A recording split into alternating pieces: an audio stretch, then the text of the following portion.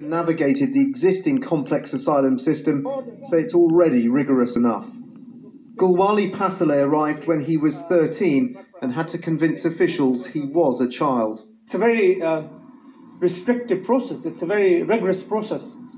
It took me 5 years to get my refugee status, so it's not just like they don't give it to you so easily. And now they want to make it even more harder. By threatening the rights of those who arrive in boats like this, some lawyers think the government's plans could breach the Geneva Convention.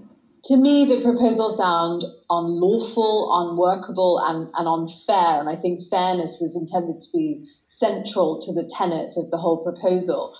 But the government insists its plans are legal and hope they will turn the tide of dangerous crossings over the Channel. Dan Rivers, ITV News, Dover. Well, our political reporter Shihab Khan is at the Home Office for us tonight. So Shihab, this is really quite an overhaul, isn't it, planned by the government. Is it actually feasible?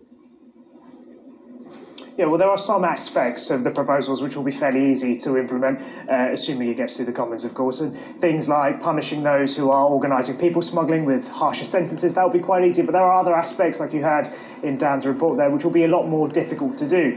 Things like treating those refugees who come to the UK using illegal routes. They're not refugees! Some experts are pointing out that you don't actually have to seek asylum in the first safe country you get to, but Home Office sources are telling me they've looked at the United Nations Refugees Charter. They think what they're doing is legal and just. On top of that, deportations. If someone crosses the Channel, can you deport them straight back to France? The simple answer to that question is no. Since we've left the European Union, exactly. There are no agreements in place. I asked the Home Secretary myself about this morning. She said discussions were ongoing with a number of countries across Europe to discuss these agreements. Now, we know these agreements can take a very long time and they can be rather difficult to do. So this could be something we're talking about for a long period of time.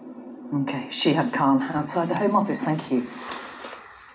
Oh, my Let's move God. on now. And after the vaccine row,